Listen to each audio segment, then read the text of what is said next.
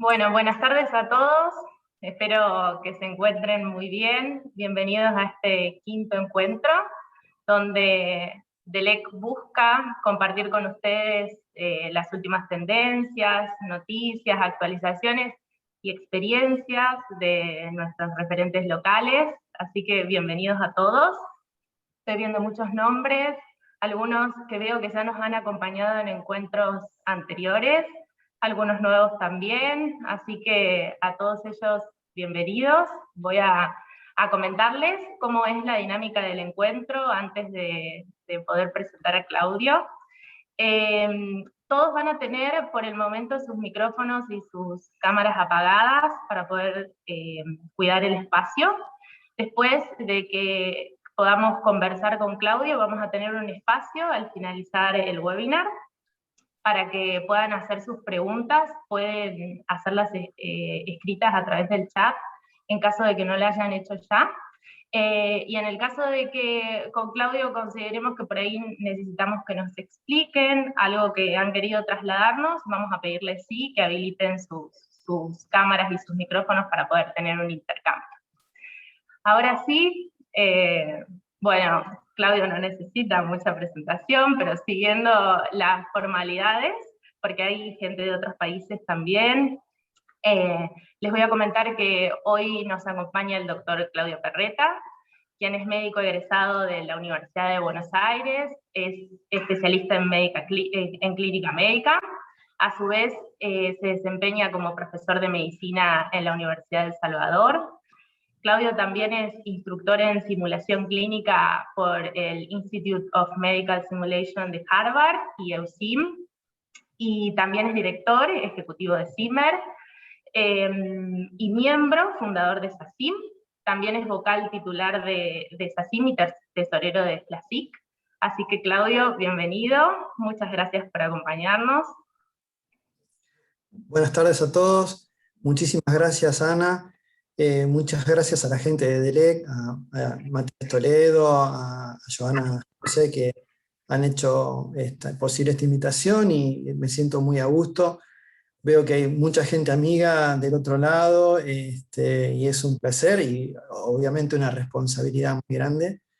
Así que nada, yo quisiera básicamente antes que nada decir que no esperen de esta una charla sacada de un libro, o que tenga necesariamente evidencia científica, sino más que nada es contarles la experiencia que fue poner en marcha un centro de simulación con las particularidades que tiene este centro, en un momento donde la situación de la simulación en la Argentina era muchísimo más embrionaria y donde habíamos un grupo de gente que estábamos pensando lo mismo, pero que no nos conocíamos entre nosotros y no sabíamos que estábamos queriendo transitar el mismo camino, y eso fue, digamos, bastante difícil porque no nos permitía la colaboración en ese aspecto, ¿no? Entonces, voy a contar las vivencias, con las buenas y con las no tan buenas, y bueno, de eso se tratará la charla y espero que después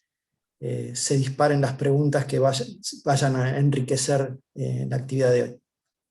Exactamente, así es así como lo cuenta Claudio. Yo voy a ir haciéndole algunas preguntas que vayan surgiendo en la charla uno a uno con él, después van a tener su espacio.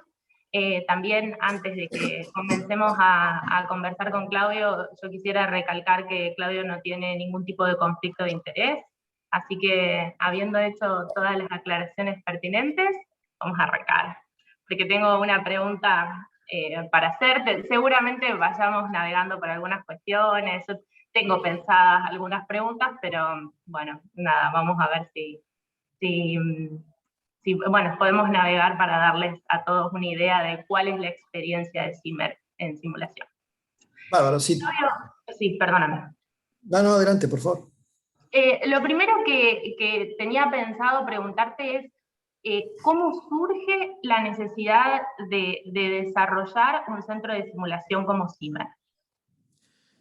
Bueno, es muy particular la historia porque Zimmer es un centro privado que nace a partir de la necesidad de una compañía de celebrar sus 90 años, una compañía farmacéutica en este caso, de celebrar sus 90 años y en vez de elegir, qué sé yo, no sé, contratar a una estrella del mundo del espectáculo y llenar un estadio de fútbol para sus médicos, decidió dejar algo como una especie de legado donde los profesionales de la salud pudieran capacitarse. Entonces surge esta idea de hacer un centro de simulación que pudiera ser utilizado por todos los componentes del área de salud, pero obviamente originalmente el proyecto estaba más dirigido a los médicos y a los médicos ya graduados, no tanto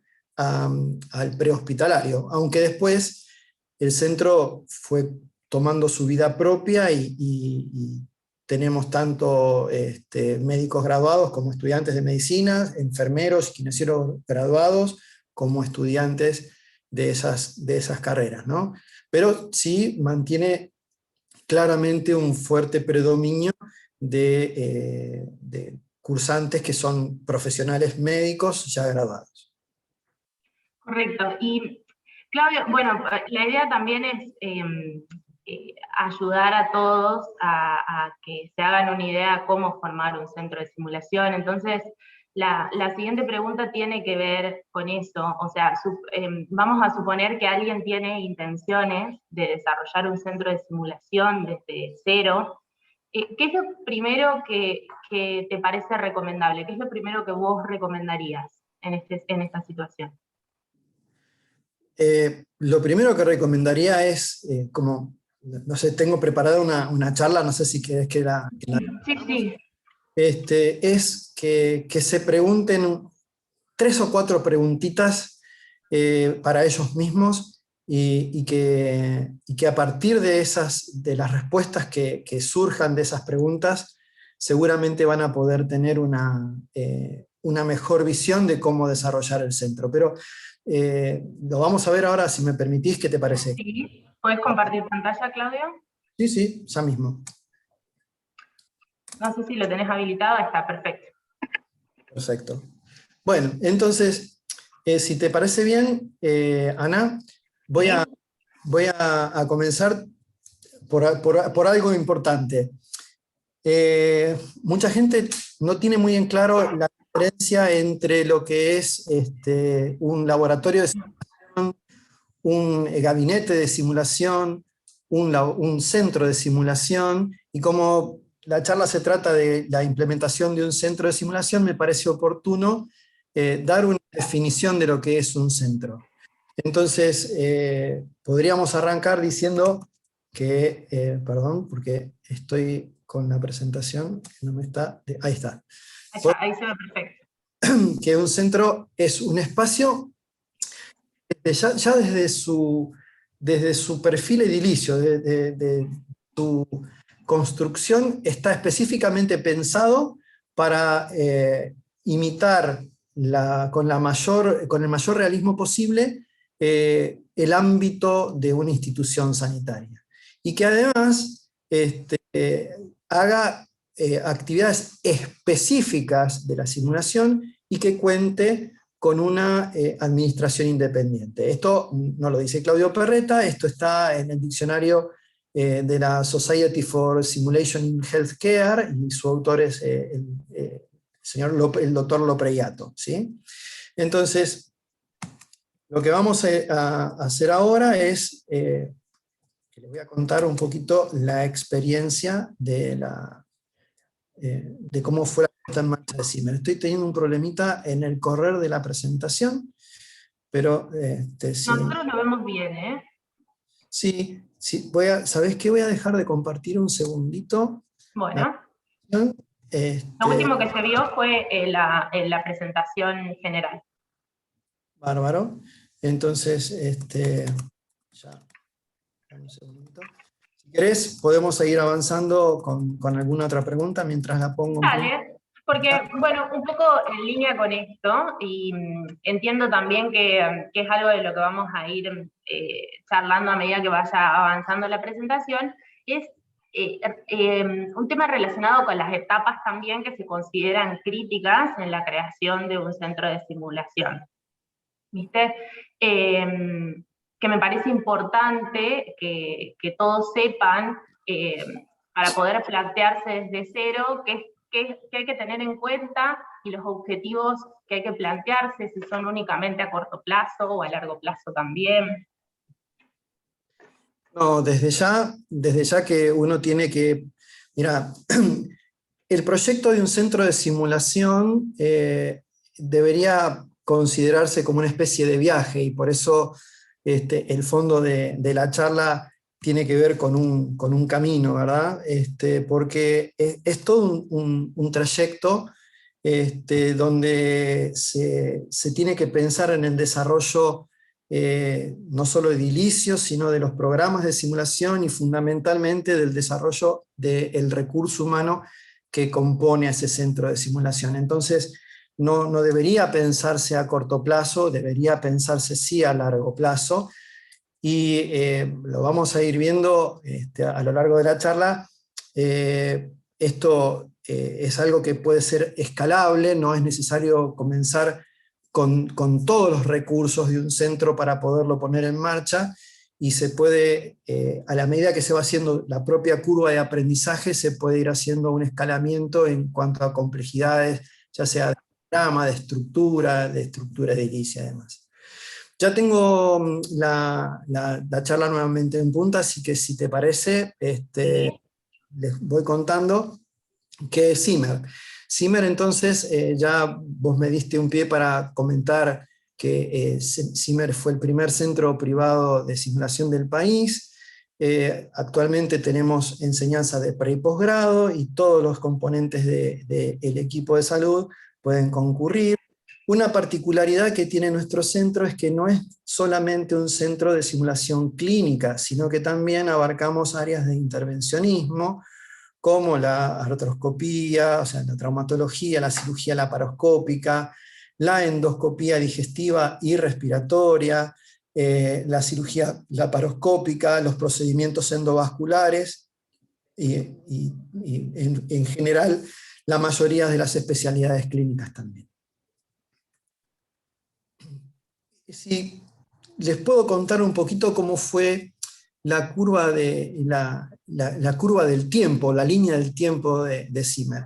Allá por el año 2010, lo que se planteaba era esta idea de generar un proyecto que fuera como una especie de legado para el centro, para el equipo de salud. Entonces, se pensó en el desarrollo de un centro de simulación, y en el año 2010 se presentó el proyecto a las autoridades, que iban a ser finalmente los que iban a financiar el proyecto, y se nos dio el visto bueno, por lo cual en 2011 fue un año muy fragoroso.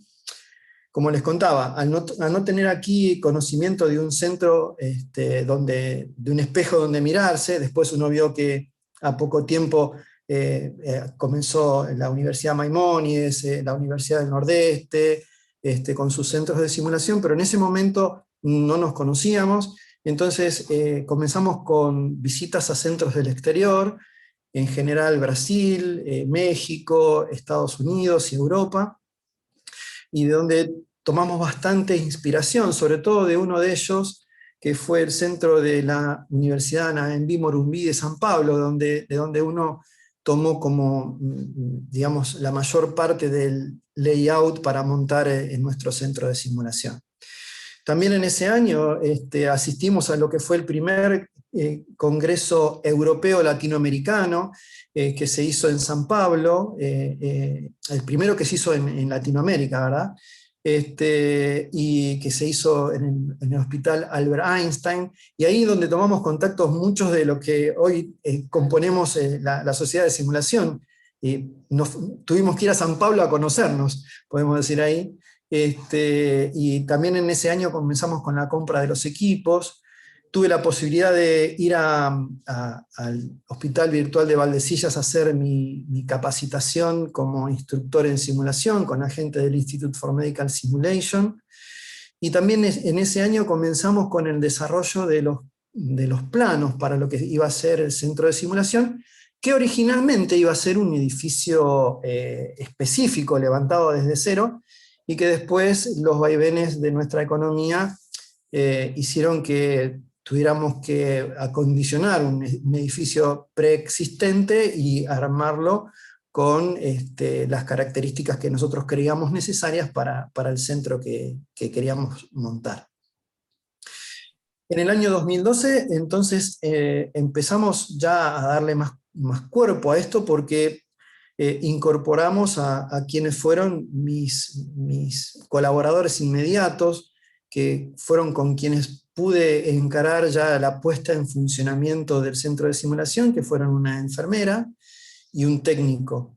La enfermera la elegí básicamente porque, además de los conocimientos médicos, tienen en general las enfermeras una gran capacidad de gestión y de organización, y me parecía vital para este proyecto.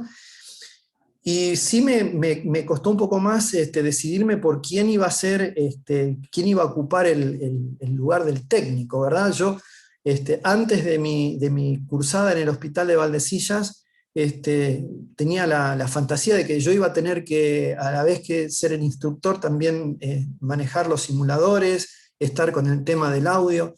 Entiendo que hay algunos espacios de simulación donde quizás por cuestión de recursos y demás, los docentes tienen que hacer la doble función, pero nosotros creímos conveniente arrancar de cero teniendo un técnico, lo que no conocíamos muy bien o no teníamos mucha idea para aquel momento de cuál era el perfil ideal de aquel técnico de simulación. Y entonces, viendo chat de la SSH, de la Society for Simulation in Healthcare, vi que era una misma pregunta, una misma inquietud que tenían otras personas, y hablaban que el mejor perfil podría salir de alguien que proviniera del ámbito de la tecnología informática. Y así fue.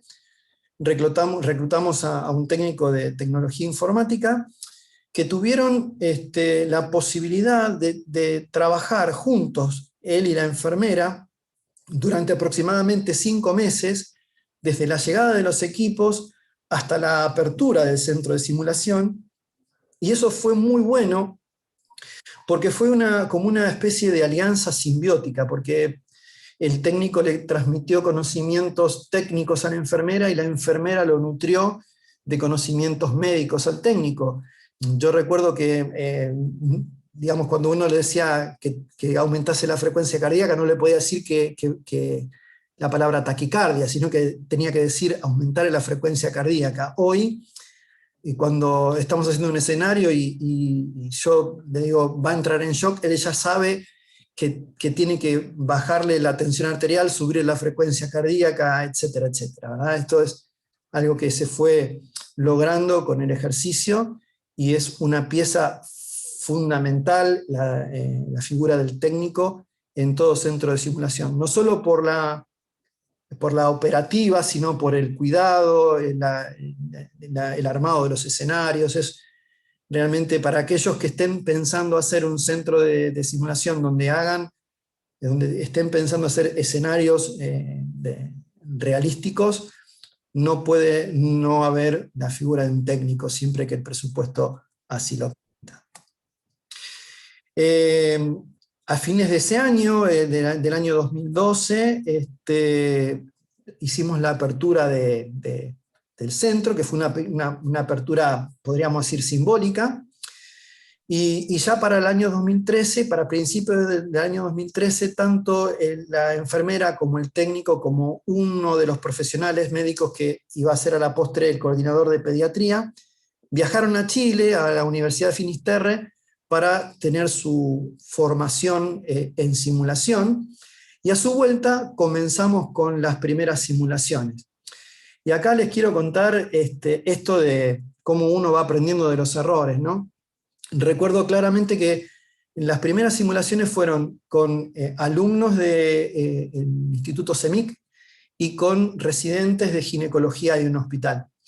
El jefe de servicio de ese hospital decidió que sus residentes deberían tener muy claro el manejo del shock séptico producido por un aborto voluntario, digamos, ¿verdad? Entonces, el escenario se dividía en dos partes, y en la parte más compleja era destinada a los residentes superiores, que se suponía tenían que reconocer el estado de shock y obviamente manejar el shock. El problema fue que nunca avisaron a los residentes que se esperaba de ellos que manejasen el shock. Simplemente se les dijo que iban a venir a trabajar en simulación en aborto provocado.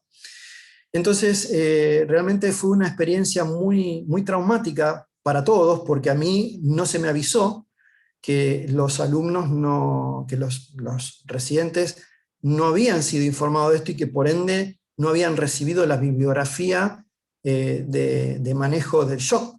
Entonces, cuando reconocieron muy correctamente los signos de shock y se decidieron a tratarlo, hicieron lo que normalmente se hace en la vida real, que fue llamar a terapia intensiva, pero como el mensaje era, no, déjalas que manejen el shock, dijimos, no, el terapista está ocupado. Entonces se vieron obligadas a mantener a esta paciente, a reanimar a esta paciente en shock, sin haber tenido una preparación teórica previa. ¿Y qué pasó? El jefe de servicio además había citado a otros médicos de planta, estaban los residentes inferiores, una de las médicas que estaba trabajando en el caso era la futura jefa de residentes, y se vieron desnudar su desconocimiento sobre el tema ante quienes iban a ser después sus residentes a cargo, o ante los médicos de planta. Realmente fue una experiencia tremenda, y un aprendizaje gigantesco de cómo los alumnos deben saber a qué vienen a un centro de simulación, y la mejor forma de poder aprovechar lo que van a hacer en la práctica es teniendo en clara la teoría, ¿verdad? Esta fue quizás la primera gran enseñanza que tuvimos con las primeras simulaciones, amén de que en aquellos tiempos me grababa mis debriefing, porque realmente eran bastante tediosos, eran muy charlados, eran muy, muy clase exponencial. Así que una forma de autocorrección era grabarlos y después mostrárselo a alguien que me coacheara. También en ese año, en 2013, tuvimos un curso que nos vinieron a dar la licenciada, la magíster Eliana Escudero y el doctor Augusto Scalabrini, cada uno de ellos presidentes de sus respectivas sociedades de simulación, tanto en Chile como en Brasil respectivamente, para quienes iban a ser nuestros instructores. Y también en ese año, en 2013, firmamos los primeros acuerdos con instituciones. El primero fue con la Sociedad Argentina de Emergencias, con el Hospital Alemán, para que sus residentes comenzaran la residencia aquí en el centro de simulación. En fin, una serie de convenios muy interesantes. Y comenzamos con las simulaciones, y ya para el 2014 nos dimos cuenta que ese layout que tenía el centro, que contaba con 2 salas de simulación, una sala técnica, un vestuario y una sala para los simuladores de realidad virtual, ya nos quedaba realmente chico. Entonces, para 2014 comenzamos con las obras de ampliación a lo que hoy es el layout definitivo del centro, que tiene en la planta baja 4 salas de simulación, una de ellas es un quirófano, tiene 2 salas dobles de técnica, tiene 2 salas de multipropósitos en la planta baja, que normalmente pueden estar dedicadas a la actividad de intervencionismo, ya sea endoscopía o cirugía laparoscópica, o de habilidades. Y después en la planta alta tenemos un auditorio para 200 personas y una sala contigua, que es un Zoom, una sala de usos múltiples, que tiene la misma capacidad en cuanto a volumen del auditorio. O sea, es una sala muy grande, y hoy así está constituido nuestro centro de simulación. También para ese año, para el 2015, que se inauguran estas obras, sumamos a nuestro portfolio de elementos la llegada de una ambulancia totalmente equipada y un auto chocado para trabajar en lo que era trauma prehospitalario, urgencias prehospitalarias. Para el 2016, a través de los convenios que tuvimos con la gente del centro del Hospital Virtual de Valdecilla, dimos nuestra primera versión del curso de instructores del Institute for Medical Simulation de Harvard, aquí en la Argentina. Curso que se repitió durante 3 años consecutivos, y que tuvimos que, lamentablemente, interrumpirlo también por cuestiones de los vaivenes económicos en Argentina, pero donde se formó gran parte de quienes hoy están trabajando en simulación en nuestro país, y también nuestros propios docentes. Hoy nosotros podemos decir que tenemos un número importante de instructores en simulación formados a través del Institute for Medical Simulation. Entre el año 2016 y el año 2019 hubieron muchas actividades, tuvimos un pico de asistencia de más de 4.500 personas en el año 2018, y ese año, en el 2018, también tuvimos la oportunidad de capacitar a los instructores de la Universidad Nacional de Cuyo, de la Facultad de Ciencias Médicas de la Universidad Nacional de Cuyo. En el 2019, después de bastante tiempo de gestión, accedimos a ser centro de entrenamiento internacional American Heart, y además también colaboramos con la puesta en marcha de un centro de simulación en Nicaragua. Creo que es el primer centro de simulación, primero y único que existe en esa zona, en Nicaragua, en ese país. Y también colaboramos junto con la gente de LEC en la capacitación de los futuros docentes del hospital, del centro de simulación que montó el Ministerio de Salud de la provincia de Córdoba, en la ciudad de Córdoba. Y ya para el 2020, bueno, nos sorprendió lo que a todos, la pandemia. Y la pandemia como crisis fue una oportunidad. Para nosotros fue un catalizador, porque hasta ese momento nunca nos habíamos imaginado la simulación de otra forma que no fuera la presencial, y sin embargo tuvimos que reinventarnos.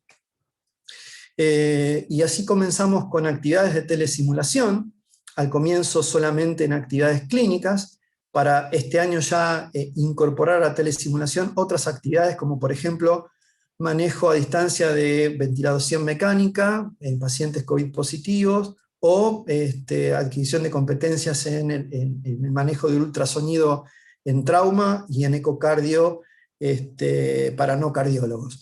Hoy podemos decir que esta reinvención nos ha acercado mucho más a gente no solo del país, sino también del exterior. En este momento estamos haciendo un curso con residentes de Honduras, sobre todo en este tema de ultrasonido, ¿no? Y así llegamos a este año, 2021, tratando de retomar la actividad. Nosotros habíamos parado la actividad presencial allá por el 13 de marzo de 2020, y retomamos la presencialidad con protocolos bastante estrictos en septiembre, el 1 de septiembre de 2020, protocolos que diseñó SACIM y que tratamos nosotros de seguirlos a pie juntillas para evitar los riesgos. La verdad es que paulatinamente la actividad fue retomando su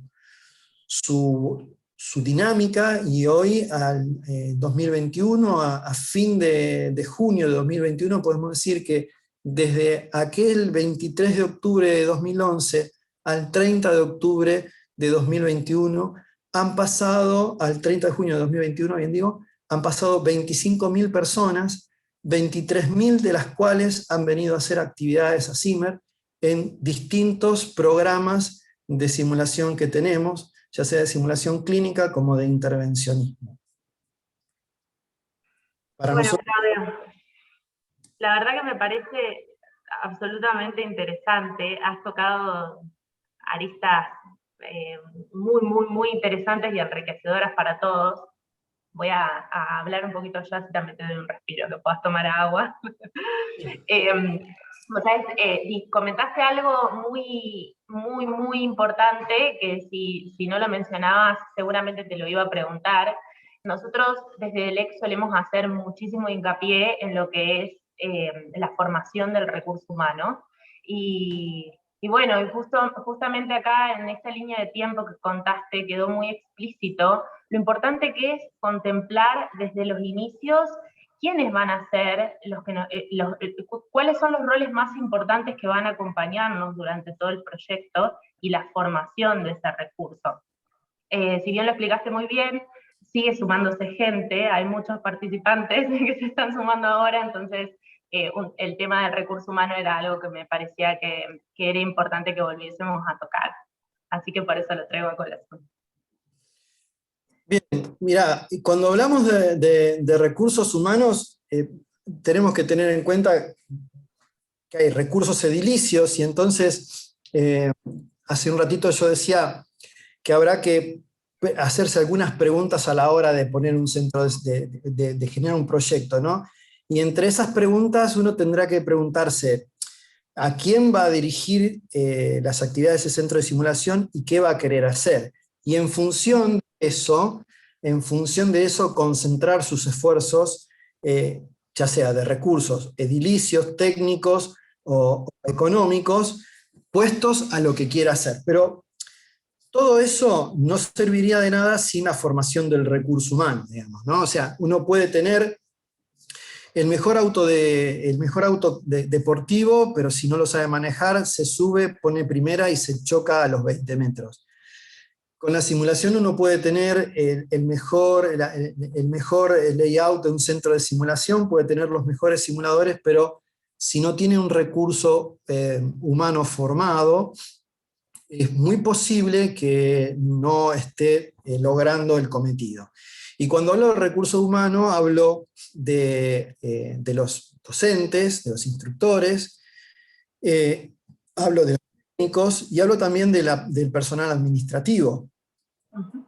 El técnico para mí es una pieza clave, ya lo he dicho, en el andamiaje del centro de simulación, porque hace posible, bueno, de hecho en Estados Unidos se los conoce como especialistas en simulación, y realmente tienen un rol fundamental a la hora de los montajes de los escenarios, de la preparación de los mismos, pero sobre todo del mantenimiento de los equipos, del mantenimiento del cuidado de los equipos, ¿sí?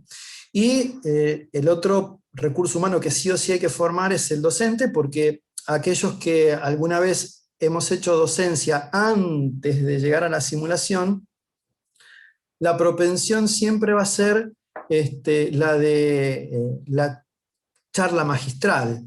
Entonces, si uno pone a un docente que no ha tenido una formación previa en simulación al lado de un simulador, el riesgo más grave que corre es que ese docente siga siga utilizando la misma metodología docente que antes, o sea, la charla expositiva, pero con un simulador al lado. Y todos sabemos que ese no es el objetivo de la simulación, dado que la simulación propone otra metodología de la construcción del aprendizaje, que es un aprendizaje experiencial y con reflexión, ¿verdad? Por eso es muy, muy importante esa formación. Claudio, y bueno, voy a buscar linkear esto un poquito con el tema de las especialidades. Cuando uno plantea un centro de simulación, ¿considerás importante tener presente desde el inicio ciertos vínculos que uno puede llegar a generar con especialidades? Y relacionado a eso también, ¿cuáles pueden llegar a ser desafíos más grandes en el desarrollo de programas de simulación vinculados a especialidades? Sí, a ver, desde ya que la alianza, a ver, todo depende mucho de cuál sea el proyecto de simulación. Yo estoy hablando de un proyecto como el nuestro, de un centro privado que rompió con el paradigma tradicional de que los centros históricamente dependen o de una universidad o de un hospital o en algún caso de alguna sociedad científica. Entonces, para este tipo de centros, para el nuestro, por ejemplo, la alianza estratégica con otras sociedades que puedan avalar los programas o con universidades es fundamental. Yo creo que eso hace que se enriquezcan, que se mejoren los estándares. Un punto muy importante es justamente lograr buenos estándares para la enseñanza, y eso transita por el camino de la acreditación de los centros, en lo cual desde la Sociedad Argentina se está trabajando, también se está trabajando desde FLASIC, pero creo que esto le da un gran aporte para normalizar o normatizar la calidad de la enseñanza a través de simulación.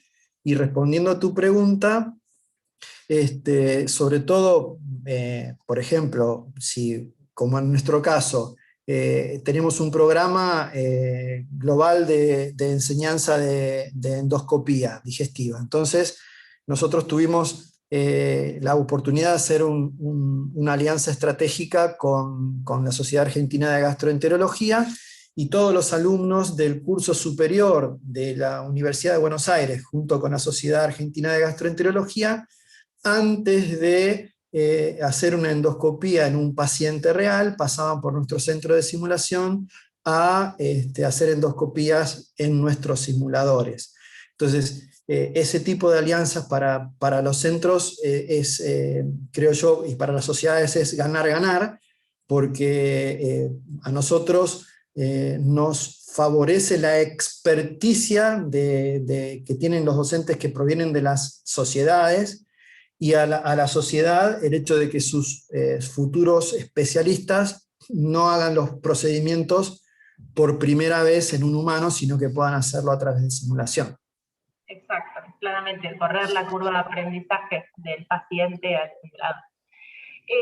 Bueno, y siguiendo entonces, Claudia, esta línea de vínculos interinstitucionales, bueno, supongo que todos estarán al tanto que CIMER firmó un convenio con SICA-UMAI, que es el nuevo centro de simulación de la Universidad Maimónides, y bueno, quería preguntarte también las expectativas y cómo surge este vínculo y los beneficios. Mira, realmente estamos muy contentos de haber hecho una alianza con la UMAI, sobre todo porque, como lo dije hace un rato atrás, cuando empezamos a pensar en esto del proyecto de simulación, los primeros que conocimos después de un tiempo que estaban haciendo simulación fue la gente de la Universidad Maimónides. También estaba la gente de la Universidad del Nordeste, en Corrientes, pero aquí en Buenos Aires los primeros con los que yo tuve contacto fueron ellos, y ver ahora el desarrollo que han tenido desde aquel pequeño centro de simulación que tenían por allá por el 2012, 2013, a lo que hoy es el centro de simulación, realmente es una evolución genial, y creo que las posibilidades colaborativas son enormes, porque está por un lado todo el saber universitario que tiene la Universidad Maimónides, los programas de capacitación que ellos van a desarrollar, y por otro lado la experticia de 9 años, perdón, de trabajo en simulación que puede tener Ruemers, CIMER en este caso, haciendo un trabajo colaborativo generando trabajos multicéntricos, etc. Creo que se abre un panorama muy interesante para el desarrollo de la simulación. Sí, yo pienso igual. Claudia, y después esta pregunta tal vez no es vinculada un poco más a la industria. Desde tu experiencia en todo el desarrollo de CIMER, ¿qué consideras indispensable cuando uno busca un proveedor de tecnología? Bueno, esa es una pregunta muy interesante. Mirá, digamos, por allá, lo primero que le voy a recomendar a todos aquellos que hoy estén a punto de desarrollar un programa de simulación, un proyecto de simulación, es que traten de capacitarse, que tomen algún curso de simulación, que se formen, que puedan interpretar bien el espíritu de la simulación, conocer los distintos tipos de simulación y tener en claro qué metodología de simulación van a utilizar. Primero para saber poner el esfuerzo en general, el esfuerzo económico en aquello que les vaya a servir. Y cuando lo tengan definido, comprar los equipos y comprar los equipos en función, obviamente, como siempre lo hacemos, con la mejor relación precio-calidad, pero sucede, a nosotros nos ha pasado con algunos simuladores que no tenían representación local. Entonces, cuando tuvimos los simuladores y los hicimos funcionar, realmente los habíamos conseguido a muy buen precio de mercado, la prestación era muy buena, pero realmente cuando empezamos a tener los primeros problemas con los simuladores, nos dimos cuenta que nos habíamos comprado un dolor de cabeza. Entonces, esa podría llegar a ser una primera gran recomendación, que se fijen bien dónde van a invertir el dinero en función de que no compren. Cuando yo compré los primeros equipos, yo tenía, por un lado, la presión de tener que generar un proyecto, y por el otro lado, la bala de plata de una apertura presupuestaria que sabía que no se iba a volver a repetir.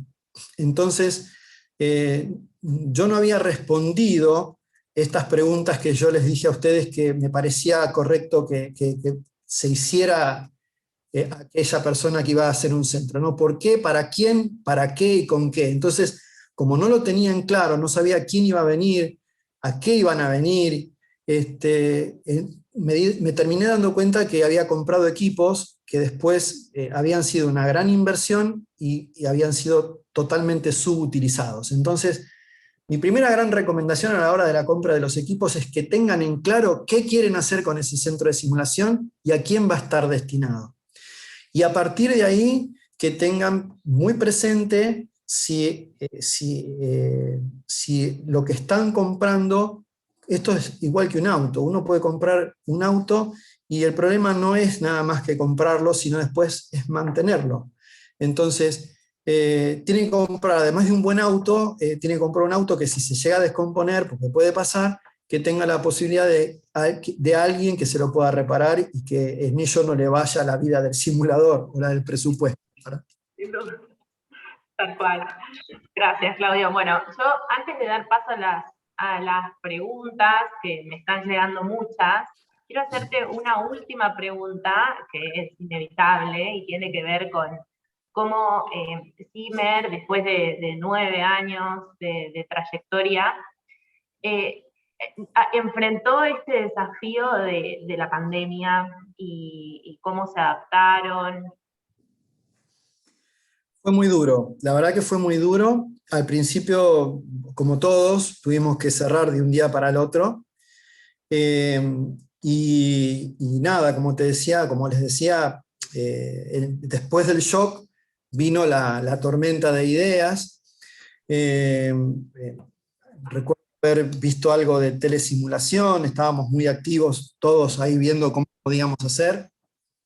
En nuestro caso, la primera reacción fue venir al centro, los que componemos el staff de CIMER. Nuestro centro tiene 6 personas de tiempo completo y el resto son cerca de 40 instructores externos de distintas especialidades. Entonces, aquellos que componíamos el núcleo duro, por decirlo así, vinimos y grabamos escenarios de simulación con la temática coyuntural, ¿no es cierto? Básicamente manejo del paciente COVID en la guardia, manejo del paciente febril en la guardia, etcétera, etcétera. RCP en un paciente COVID. Y empezamos a grabar ese tipo de escenarios con exprofeso, con cuestiones que estaban correctas y cuestiones que no, y proyectábamos esos videos y después hacíamos, junto con la gente que estaba en el público, la reflexión guiada por nosotros acerca de lo que había ocurrido. Ya para este año cambiamos esa metodología y empezamos a hacer que realmente los participantes tomen las decisiones ellos a través del instructor que está en el centro de simulación. Para aquellos que no están muy familiarizados con el tema, la telesimulación es una forma de utilizar las plataformas virtuales para acercarle a los alumnos que están de forma remota los recursos de un centro de simulación para que puedan utilizarlo. Entonces, en general se utiliza para ejercitar el pensamiento crítico, la toma de decisiones, el trabajo en equipo, etcétera, etcétera. Pero también la gente de Chile lo ha hecho, entiendo que Inspire también lo hace, con algunas actividades donde le provee a la distancia a sus alumnos algunos simuladores, y a la distancia está en el centro el instructor, y el alumno remotamente puede ver a través de la plataforma virtual qué hace el instructor. El alumno a la vez puede hacerlo y monitorizarlo el docente. Esto sería telesimulación. Y nosotros implementamos la telesimulación, como les comentaba, al principio solamente en aquellas cuestiones que tenían que ver con la clínica médica, pero hoy tenemos un curso de manejo de ventilación mecánica en paciente COVID a distancia, donde el alumno tiene que tomar decisiones y puede ver los resultados de esas decisiones, está viendo en tiempo real el panel del simulador y está viendo los registros, los parámetros vitales del paciente. Y bueno, y va viendo los resultados que va obteniendo en función de lo que tiene de las decisiones que toma, ¿no? También tenemos hoy telesimulación con ultrasonido, que es un poco de lo que había referido antes. Eso fue como hasta el 1 de septiembre del año pasado, que volvió la presencialidad, fue como nosotros paliamos este shock que fue la pandemia. Claudio, clarísimo, la verdad. Bueno, podríamos seguir charlando, ¿no? El tema da para charlar un montón, además. Pero bueno, vamos a dar espacio a las preguntas, que seguramente nos llevará otro tiempo también, y ahí vamos a poder dar respuesta a cosas específicas que por ahí se están preguntando. Les comento a todos que en este momento, si Claudio o yo necesitamos que nos hagan alguna aclaración de las consultas que fueron haciendo, les vamos a pedir que habiliten su micrófono y su cámara para poder tener un intercambio, pero por el momento sí les vamos a pedir que los mantengan apagados para poder cuidar el espacio.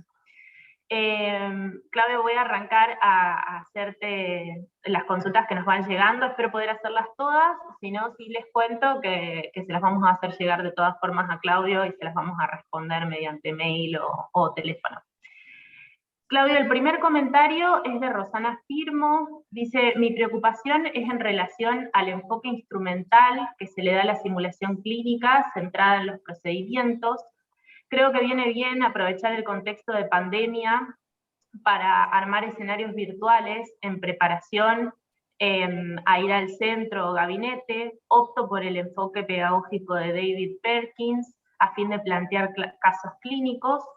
Creo que en las rúbricas tienen que estar los 3 tipos de competencias y me interesa la idea de generar un programa de simulación clínica que integre, o no, un centro, porque los que están presentando es una situación ideal que es la minoría. Muchas gracias, es un comentario que nos hace llegar Rosana Firmo, así que te lo transmito.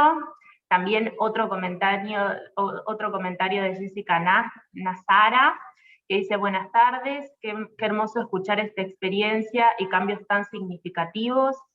¿Nos podrán compartir el video, por favor? Saludos desde Argentina. A Jessica y a todos les comento que esto va a quedar grabado, después se los vamos a compartir. Entiendo que va a estar subido a las redes probablemente a partir de mañana o pasado mañana. Claudio, otro comentario de Alejandro Gorodner, que dice: felicitaciones, Claudio, por la experiencia y enorme esfuerzo en pos de la simulación.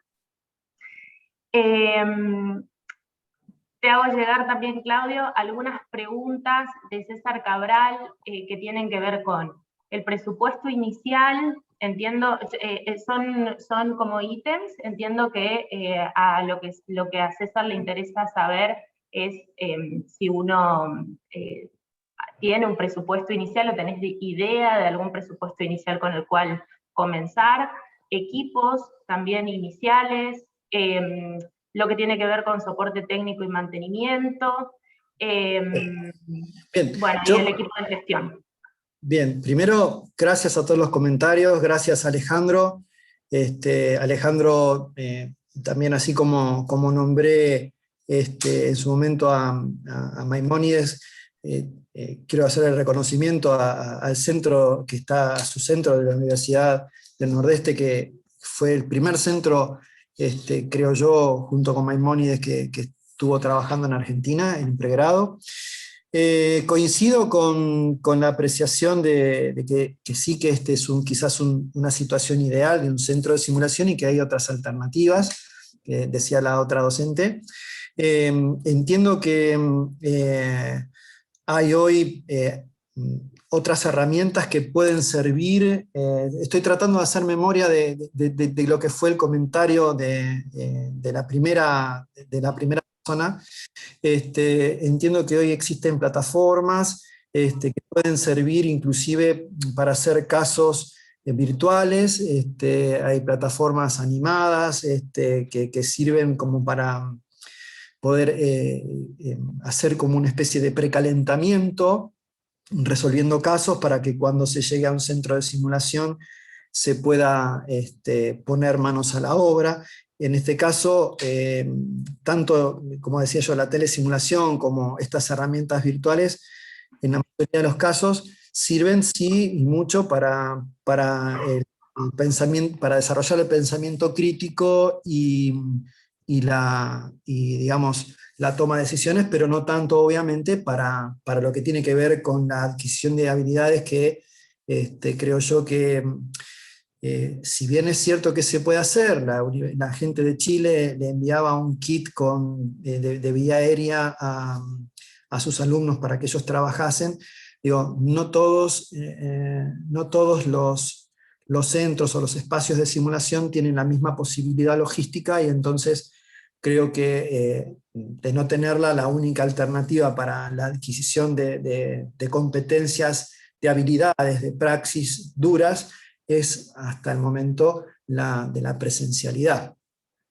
Y me perdí en la última pregunta. ¿Me podrías...? Puedo repetirte, sí, porque César consultaba, por ahí entiendo que no tendrás una respuesta, pero él consultaba lo que tiene que ver con el presupuesto inicial, con el que uno tiene que contar para poder comenzar a desarrollar un centro de simulación, y los equipos iniciales. Esto sí, por ahí tiene que ver con lo último que mencionaste, Claudio. Entonces, quiero volver a hacer hincapié en este dibujito, de las preguntas que te tendrías que responder a la hora de armar un proyecto, porque la verdad es que uno tiene que tener en claro qué quiere hacer. Si yo voy a capacitar,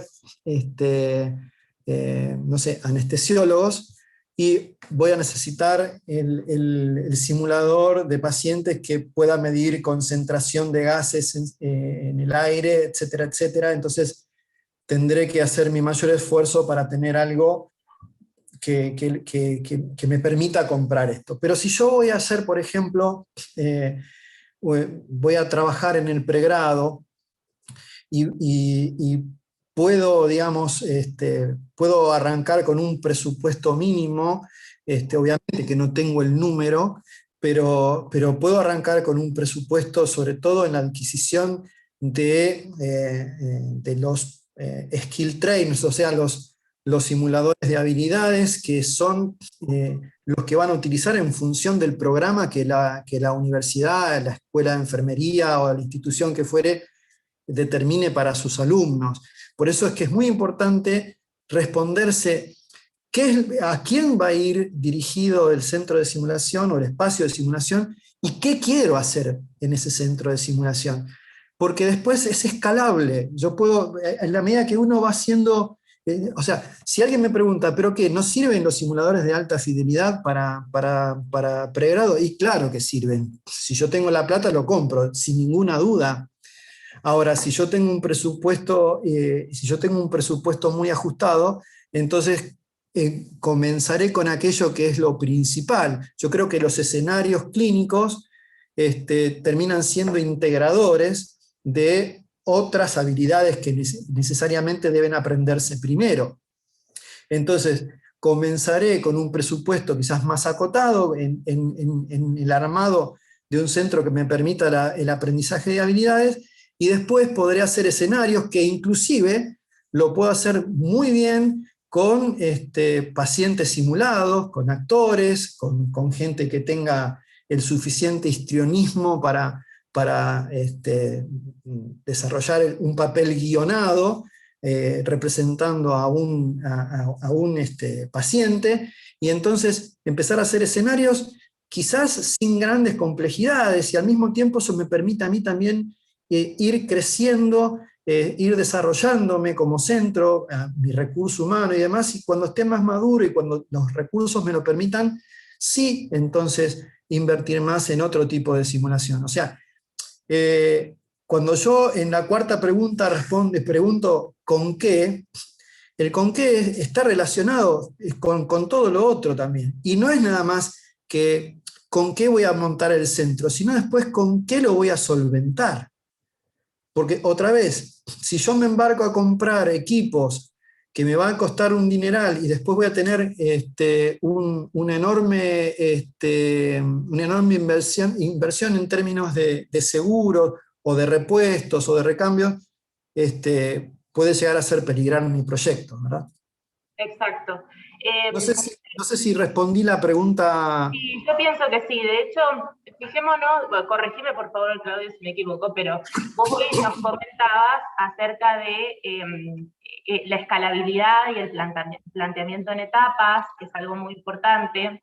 Entonces, cuando uno inicia un proyecto de simulación, luego de hacerse estas preguntas que aparecen en pantalla, si una de las respuestas es que uno tiene que comenzar entrenando todo lo que son habilidades técnicas, comenzará con simuladores por partes, y conforme va aumentando el expertise de los alumnos, si necesito entrenar, por ejemplo, habilidades blandas, uno adquirirá otro tipo de simuladores como simuladores de alta fidelidad. ¿Puede ser un resumen, Claudio? Correcto. Fíjate bueno,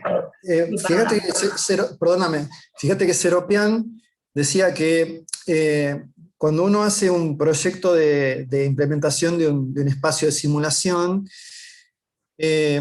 debería imaginarlo esto como un viaje, y donde debe tenerse en cuenta el desarrollo del edilicio, de los programas de simulación y de los instructores. Por eso digo que todo esto es escalable en la medida que uno va adentrándose en el conocimiento de la herramienta, y donde va cada vez más complejizando sus programas de capacitación.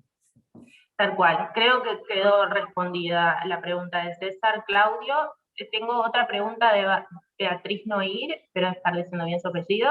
Dice, buenas tardes, soy instructora en enfermería de Cruz Roja, Concordia, Entre Ríos. Quisiera saber si es posible realizar una visita al centro para mejorar nuestras actividades en nuestro lugar de formación. Sí, sí, desde ya les dejo mi contacto para que puedan concertar una visita, será un placer. No sé si se puede ver ahí en pantalla. Sí. Está mi dirección de correo. Estoy abierto a visitas o a cualquier pregunta que pueda surgir ulteriormente, ¿no? de la charla. Perfecto. Claudio, te traslado otra, aunque yo ya sé cuál va a ser tu respuesta, pero corresponde que te la traslade. Dice, es de Gonzalo Arias, y dice, hola desde Tierra del Fuego, Río Grande. ¿Nos podrías recomendar alguna marca o modelo específico? A ver, no sería ético en una charla, y sobre todo que tengo la invitación de una empresa que se dedica a venderlo, pero la verdad es que existen hoy muchos modelos.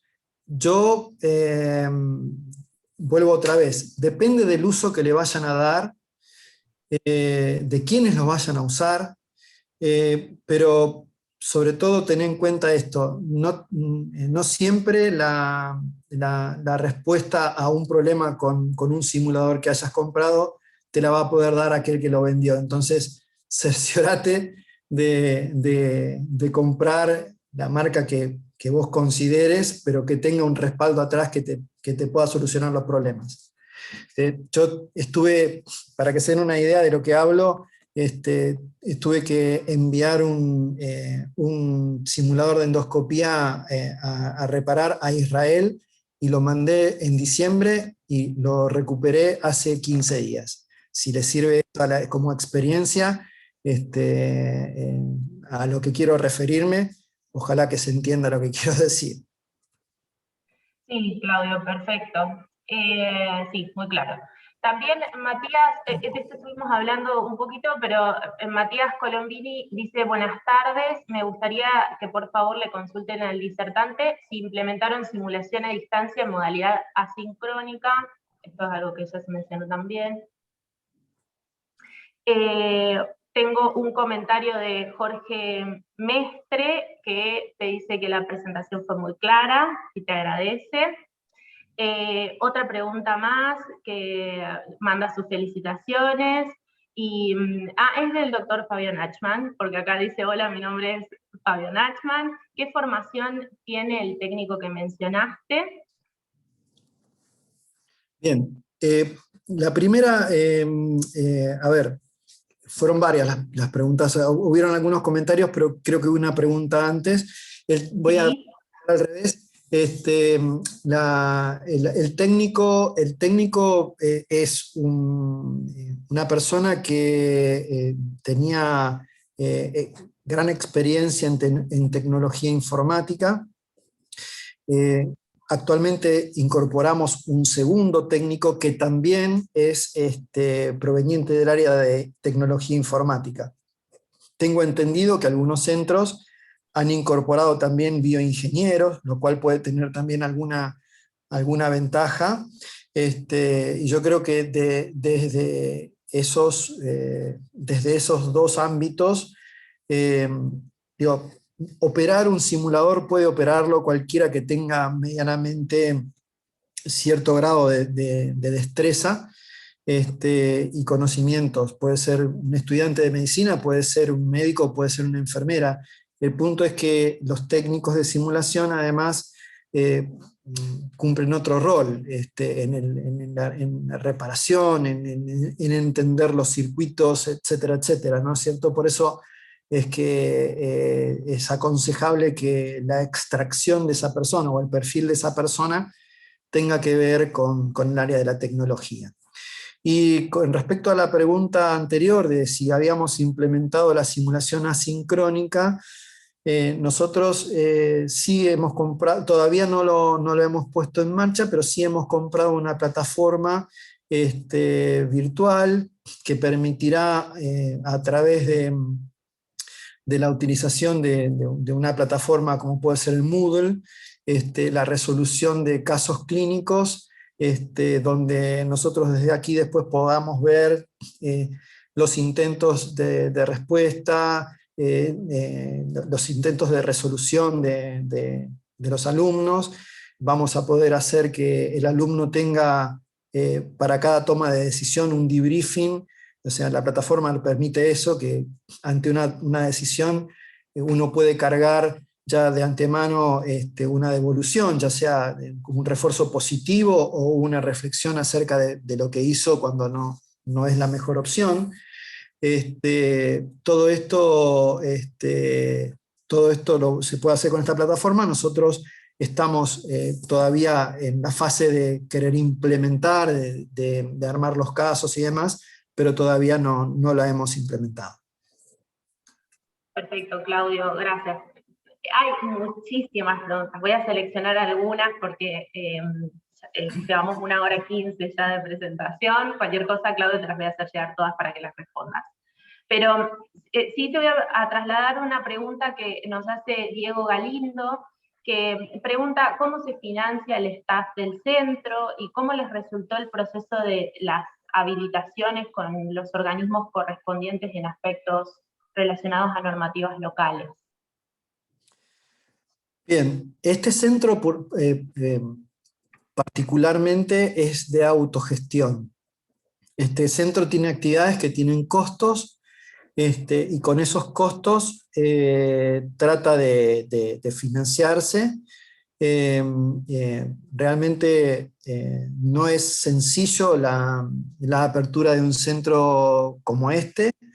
Y nada, es todo un tema a considerar.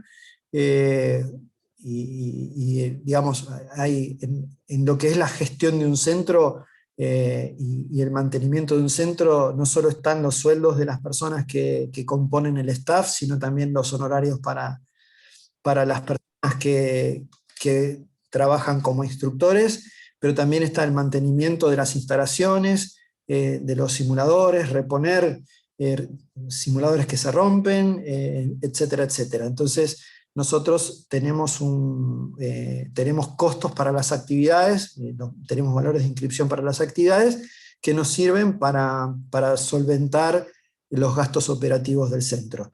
Y particularmente no hemos tenido ningún tipo de problema con las habilitaciones, porque nosotros en este centro de simulación no requerimos una habilitación extra, sí tenemos un seguro para todas las personas que vienen al centro de simulación, un seguro contra terceros.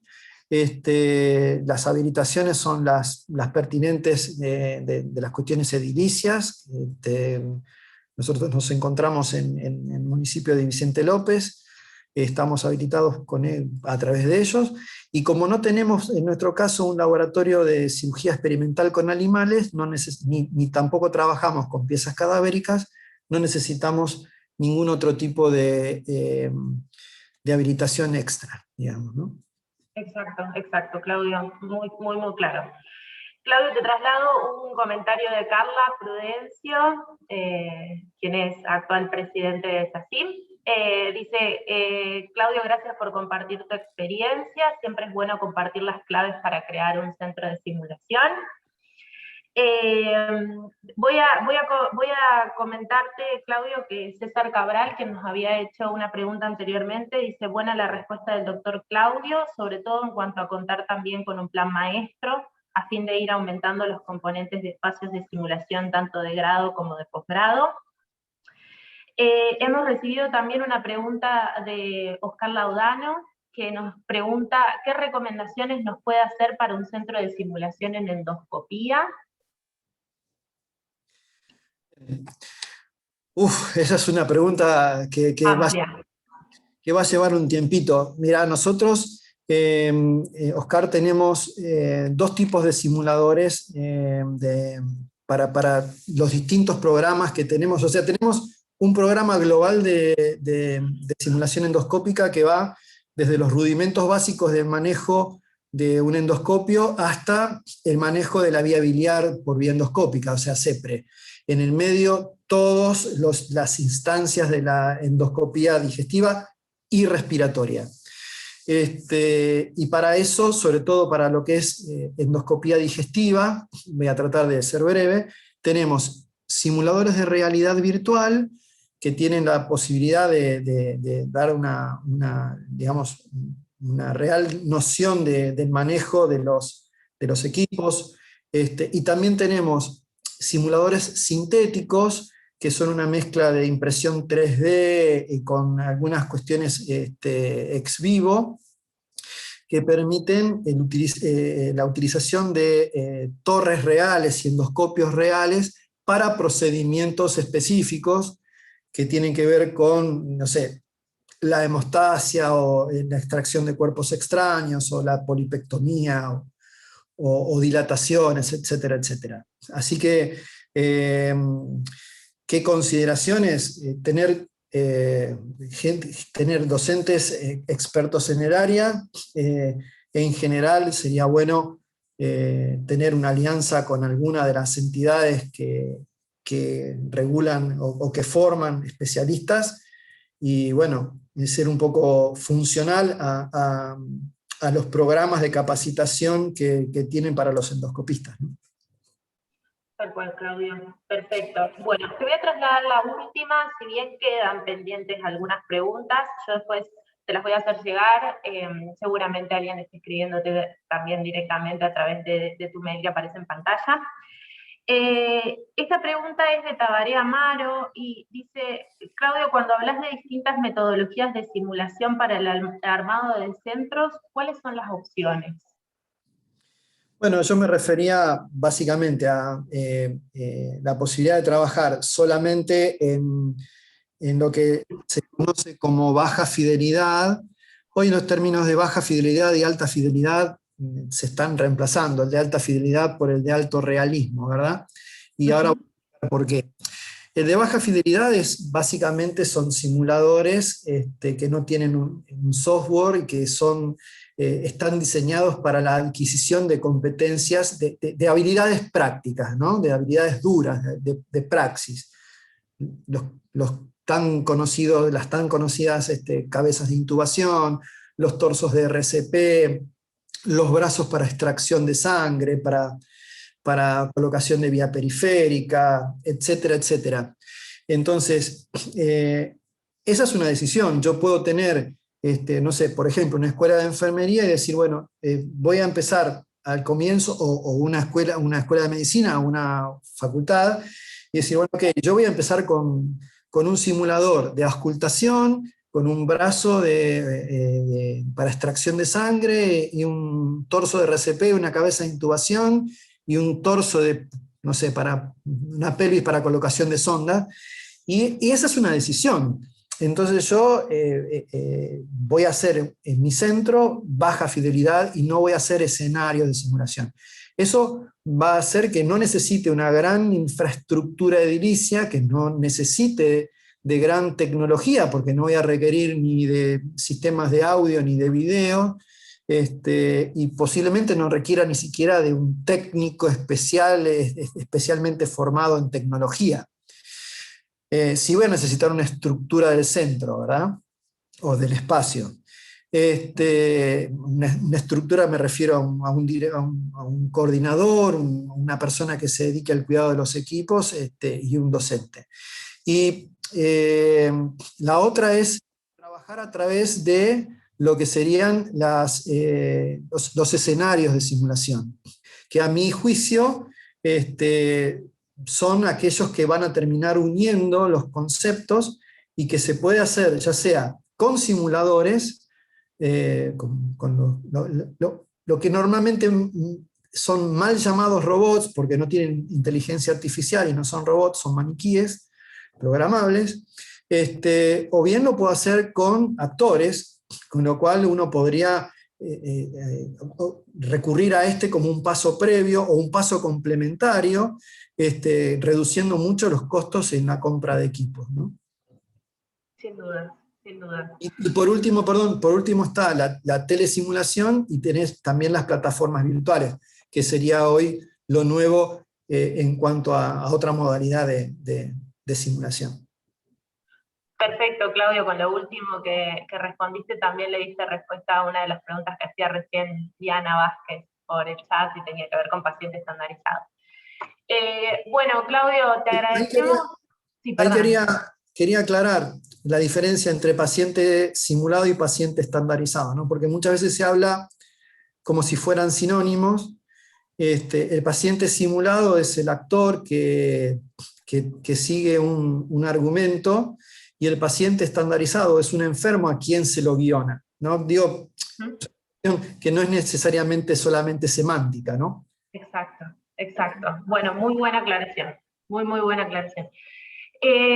Claudio, bueno, te agradecemos muchísimo por el espacio, ha sido una charla fantástica, ya te van a llegar todos los comentarios que nos han trasladado a nosotros.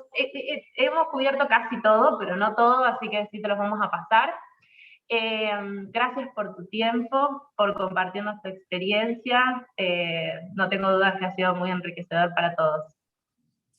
Bueno, gracias por la invitación, gracias a todos los que se quedaron hasta el final, gracias digamos, por esta coordinación, me fue muy ameno, y ojalá haya podido transmitir algo de lo que uno vivenció como este recorrido de este camino que fue desde que ideamos en algún momento poner un centro de simulación hasta el día de hoy, ¿no?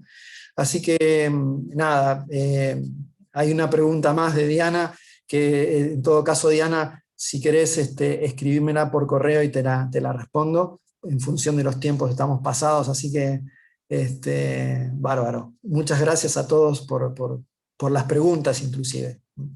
Gracias a vos, Claudio, de verdad. Fuimos muchos hoy, muchísimos, seguimos siendo muchos todavía conectados. Así que bueno, otra vez, gracias, Claudio, no está de más agradecerte otra vez. A todos les comentamos que pueden seguirnos en nuestras redes, tanto a nosotros como a CIMER, para enterarse de las últimas novedades.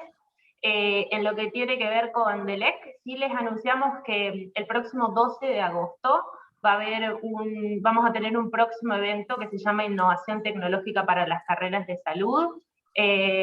Seguramente vamos a estar anunciándolos como sucedió con este webinar, van a tener que inscribirse previamente, así que los esperamos a todos. Claudio, gracias otra vez. Chau, chau. Chao, chao. Saludos a todos, que estén bien y hasta el 12 de agosto.